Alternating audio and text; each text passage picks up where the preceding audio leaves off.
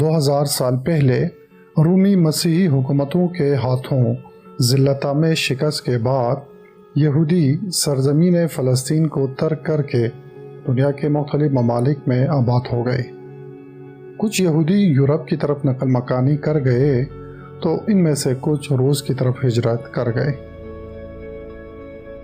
اگرچہ یہودیت کے پیروکار ان خطوں میں منتقل تو ہو گئے، لیکن ان علاقوں کی آبادیوں میں ضم ہونے کے بجائے اپنی مستقل شناخت بنائے رکھے، پوری تاریخ میں اپنی انفرادیت کو ختم کرنے نہیں دی۔ اس کی ایک وجہ یہودیوں کی نسل پرستی اور نجات پرستی ہے، کیونکہ یہودی اس بات پر یقین رکھتے ہیں کہ دنیا کا سب سے برتر نسل یہودی ہیں، لہٰذا وہ یہودیوں کو اعلیٰ ترین نسل پر مشتمل سمجھتے ہیں۔ حتیٰ ان کا یہ بھی ماننا ہے کہ اللہ تعالیٰ نے صرف یہودی نسل کو انسان بنایا ہے، باقی نسلیں جانوروں اور حیوانوں سے بنا ہے۔ اسی وجہ سے یہودی کبھی بھی اپنے مذہب کی ترویج نہیں کرتے، بلکہ یہودیت واحد مذہب ہے جو کسی کو اپنے مذہب میں داخل ہونے کی اجازت نہیں دیتے۔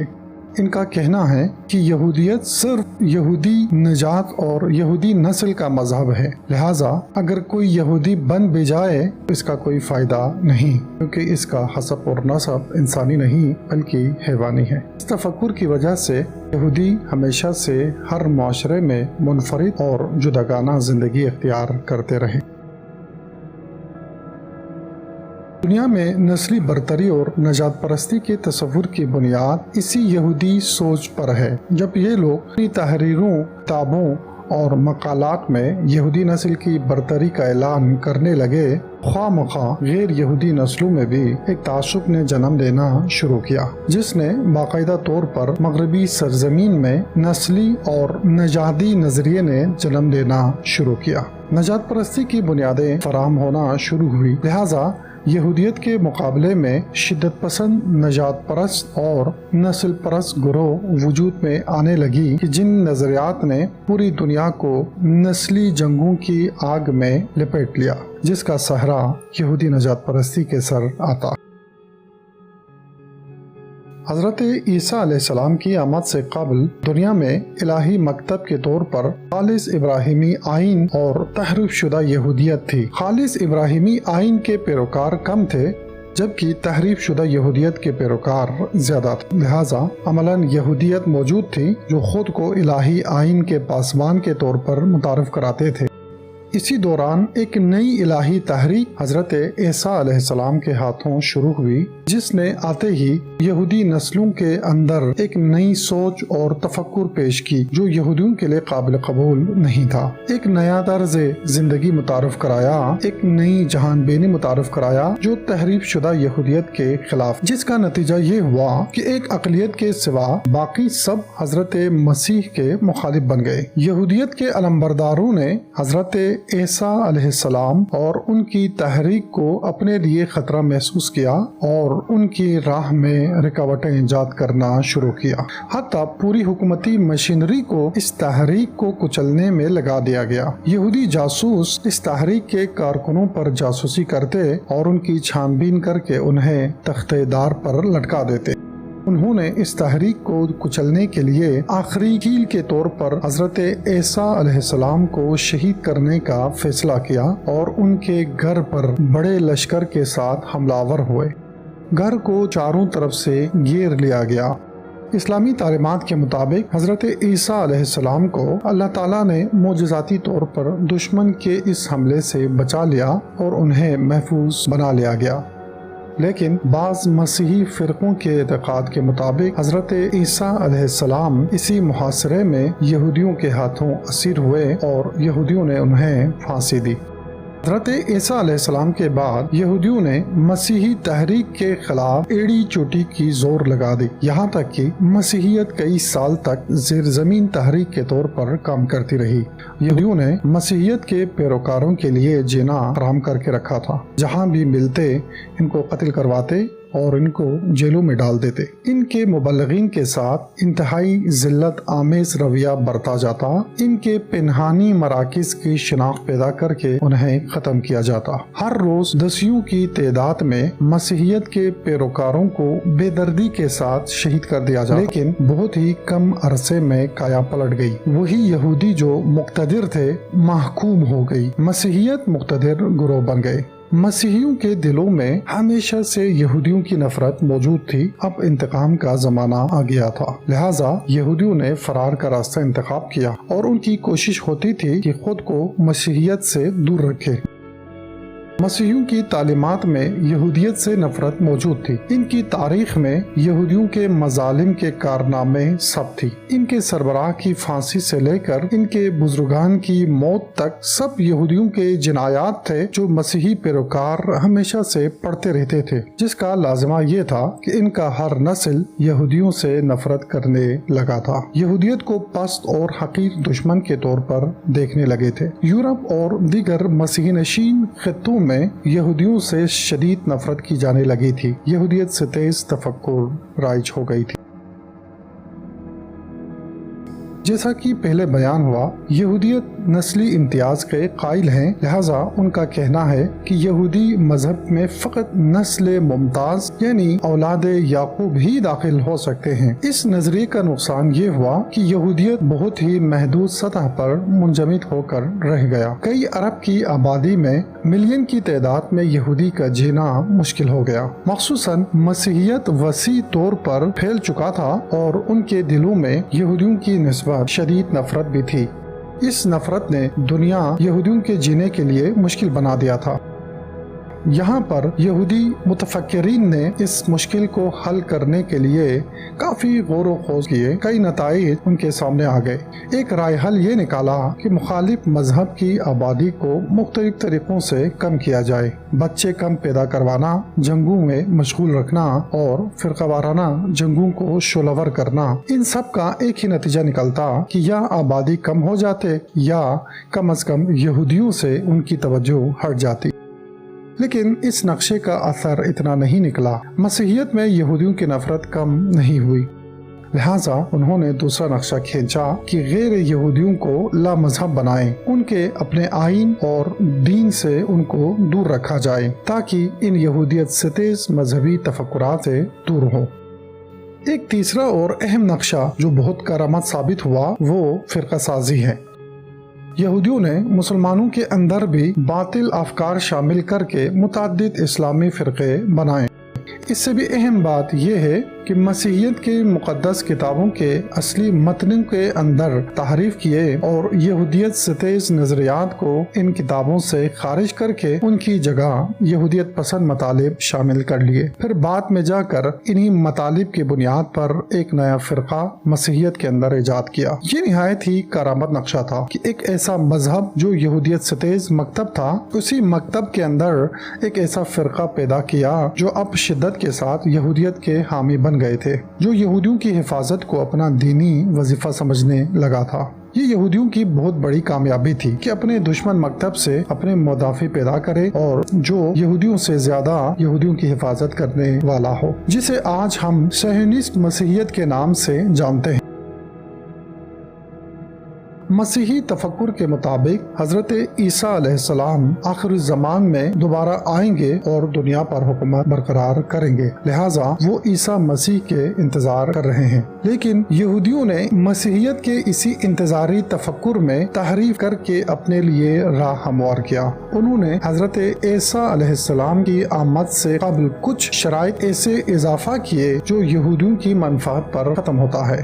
مسیحیت کے اس انتظاری تفکر میں سر فہرست یہودیت کو شامل کر لیا۔ ہوا کچھ یوں، مسیحیت جن چیزوں کو عیسیٰ مسیح کے انتظار کے لیے ضروری سمجھتے ہیں، انہی چیزوں میں ہی یہودی امور کو بھی شامل کر لیا گیا۔ وہ امور جن کا حضرت عیسیٰ کی آمد سے قبل انجام پانا ضروری ہے، انہیں صہیونسٹ مسیحی نے 7 مراحل کے عنوان سے ذکر کیا ہے۔ ان کے مطابق آخر الزمان کا سب سے پہلا مرحلہ یہودیوں کی فلسطین میں بازگشت ہے۔ جب تک یہودی فلسطین میں واپس لوٹ کر نہ جائے، عیسیٰ مسیح کی حکومت کے لیے زمینہ ہموار نہیں ہو سکتی۔ یہودی حکومت کی تشکیل بتائی گئی ہے۔ دنیا میں پراکندہ یہودیوں کو فلسطین میں جمع کر کے ایک یہودی حکومت کی تشکیل۔ تیسرا مرحلہ یہ بتایا گیا ہے کہ تمام یہودی انجیل کے ذریعے ہدایت پائیں گے اور مسیحی ہو جائیں گے۔ چوتھا مرحلہ تمام اہل کلیسا کا بہشت میں جانا۔ پانچواں مرحلہ 7 سالہ دجالی حکومت کا قیام۔ دجال سے مراد انہوں نے ضد مسیح اور ضد یہود کو لیا ہے۔ ان کے بعض تعبیروں کے مطابق دجال سے مراد مسلمان ہیں۔ چھٹا مرحلہ آرمگڈون کی جنگ کا وقوع۔ یہ جنگ مسیحیت اور دجال کے درمیان لڑی جائے گی۔ اس جنگ میں دجال کی شکست ہوگی۔ ساتواں مرحلہ دجال کی شکست کے بعد عیسیٰ مسیح کی حکومت کی تشکیل ہے۔ اس حکومت کا مرکز بیت المقدس ہے۔ لہٰذا مسیحی صہیونسٹوں کے مطابق حضرت عیسیٰ کی آمد کے لیے ان 7 مراحل میں سرعت دینا ان کا وظیفہ ہے۔ یہ وہ تحریفات ہیں جو یہودیوں نے مسیحی دینی متون کے اندر ایجاد کیا، جس کے ذریعے مسیحیت میں ایک نیا فرقہ مسیحی صہیونسٹ کے نام سے ایجاد کیا گیا، جسے تقویت دی تاکہ اس کے ذریعے اپنی قوت کا سامان فراہم کر سکے۔ فلسطین کے شہر یروشلم میں موجود 4 مقدس پہاڑوں میں سے ایک پہاڑی کا نام صہیون ہے۔ چونکہ قدیم یہودی تاریخ کے مطابق حضرت سلیمان نبی نے اسی پہاڑی پر حکومت قائم کی تھی، اسی پہاڑی پر حکومتی قلعہ بنایا تھا، اسی پہاڑی کو دارالحکومت بنایا تھا، لہٰذا اس پہاڑی کا نام یہودی حکومت اور سربلندی کا عنوان بن گیا ہے۔ بعد کے زمانوں میں صہیون کا لفظ اس یہودی حکومت کا عنوان بن گیا جو اس پہاڑی کے ذریعے قائم کیا گیا تھا۔ لہٰذا آج صہیونزم سے مراد فقط وہ مقدس پہاڑی نہیں، بلکہ یہ پہاڑی یہودی سربلندی اور یہودی دوبارہ برگشت کا استعارہ بن گیا ہے۔ صہیونزم یعنی گزشتہ زمانے کے یہودی سربلندی، حکومت اور سرزمین کا دوبارہ حاصل کرنے کا نظریہ ہے۔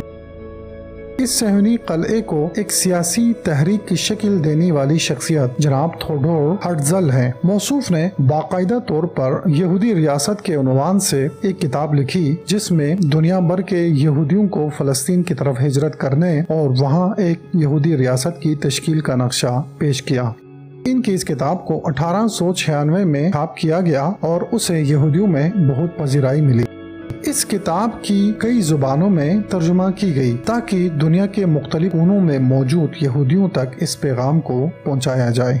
لہٰذا تیزی کے ساتھ اس کتاب کو چھاپنا شروع کیا، جسے یہودیوں کے نئی نسلوں نے بہت پسند کیا۔ ان میں نئی روح ڈال دی گئی تھی۔ البتہ صہیونی مسیحی بھی اس تحریک کو پھیلانے میں پیچھے نہیں رہے۔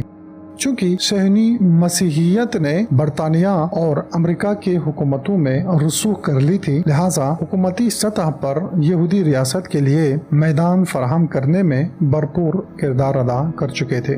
انہوں نے ان 2 مستکبر طاقتوں کو متنبہ کیا تھا کہ اسرائیلی ریاست ضروری ہے، لہٰذا صہیونی تحریک کو عروج اس وقت ملی جب خود برطانوی حکومت اور امریکہ نے اسے تشکیل دینے میں بھرپور کردار ادا کیا۔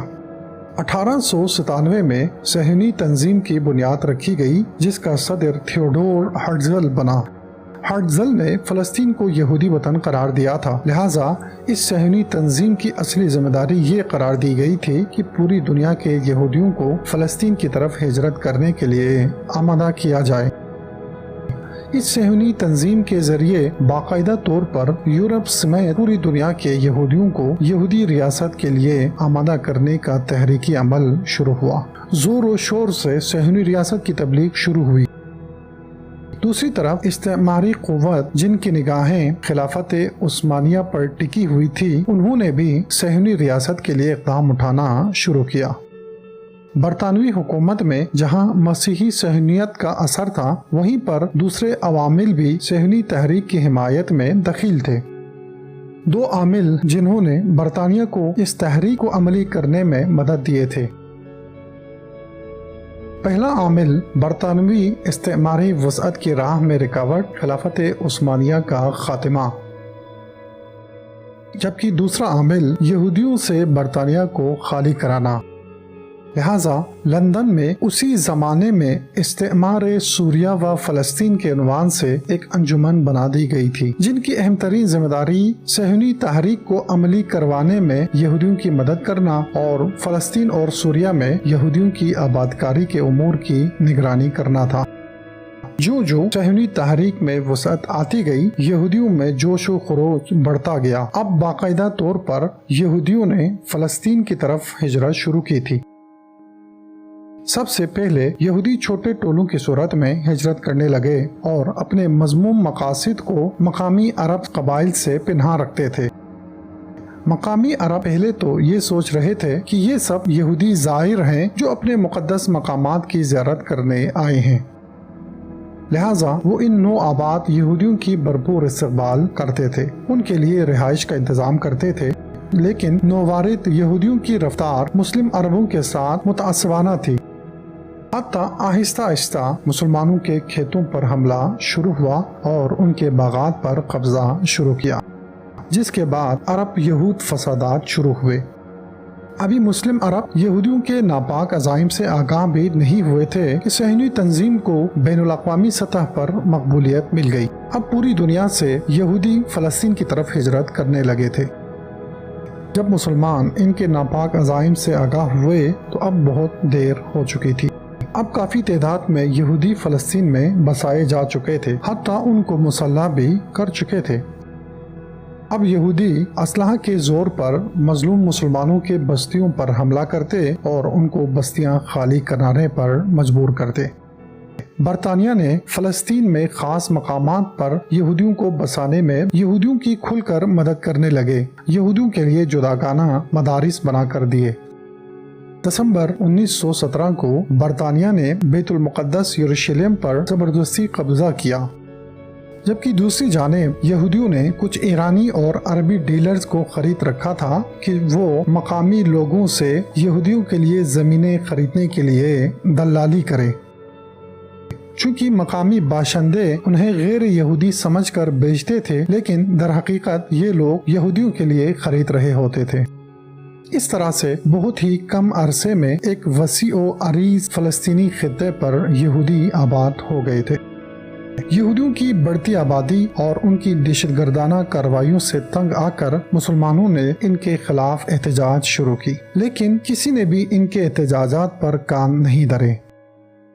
دوسری طرف یہودی دہشت گرد ہر روز نت نئے بہانوں سے مسلمانوں کی بستیوں پر قبضہ کرتے، جبکہ کوئی بھی مسلمانوں کی مدد کرنے والا نہیں تھا۔ مسلمانوں کے کچھ جوانوں نے اپنی مدد آپ کے تحت یہودیوں سے مقابلہ کرنے کا عزم کیا۔ ان سے ڈر کر بھاگنے کے بجائے پتھروں کے ذریعے ان سے مقابلہ کرنے لگے۔ دیکھتے ہی دیکھتے حالات کشیدہ ہوتے گئے، مسلم یہود فسادات شروع ہو گئے۔ صہیونی دہشت گرد تنظیم ہاگانا نے دہشت گردانہ کارروائیاں شروع کی، بم دھماکے اور مسلح کارروائیوں کے ذریعے سے مسلم کشی کا راستہ انتخاب کیا۔ یہ سلسلہ کئی سالوں تک جاری رہا۔ اب مسلمانوں کی نگاہ میں ہر یہودی دہشت گرد تھا اور ان پر سے بھروسہ اٹھ چکا تھا۔ اسی عرصے میں دوسری عالمی جنگ شروع ہو جاتی ہے۔ جرمنی میں کچھ یہودی مارے جاتے ہیں۔ ان یہودیوں کی موت کو عالمی میڈیا میں بڑا چڑھا کر دکھایا جاتا ہے اور یہودی نسل کشی کا عنوان دے کر دنیا کی نظروں میں یہودیوں کو مظلوم دکھانے کا عمل شروع ہو جاتا ہے۔ اس کا نام ہولوکاسٹ رکھا جاتا ہے۔ لہٰذا ہر میڈیا میں ہٹلر کے خلاف ذہن سازی کے لیے اور یہودیوں کے لیے ہمدردیاں وصولنے کے لیے یہود کشی کو مبالغے کے ساتھ پیش کیا جاتا ہے۔ ہٹلر کے ہاتھوں مارے جانے والی یہودیوں کی تعداد کو مبالغے کے ساتھ اتنی بتائی جاتی ہے کہ جتنی پوری دنیا میں اس وقت یہودیوں کی آبادی تھی، جس کی وجہ سے دنیا میں یہودیوں کے لیے ایک ہمدردی کی فضا قائم ہو جاتی ہے۔ اس وقت اقوام متحدہ کی تنظیم نئی بن گئی تھی۔ وہاں پر یہودیوں کی مظلومیت کا نوحہ پڑا جاتا ہے۔ پھر یہودیوں کی حفاظت کے لیے وہی نقشہ جو 50 سال پہلے کھینچا گیا تھا، اس کو پیش کیا جاتا ہے، یعنی یہودی ریاست و صہیونی ریاست کا قیام۔ اقوام متحدہ میں فلسطین کو 2 حصوں میں تقسیم کرنے کا بل پاس ہو جاتا ہے۔ यूं 14 मई 1948 को क़ल्ब इस्लाम में इसराइल को एक जहरालूद खंजर के तौर पर घूमता जाता है। यूं मुसलमानों का क़िबला अव्वल और इस्लामी रियासत फ़लस्तीन को यहूदियों के हवाले किया जाता है।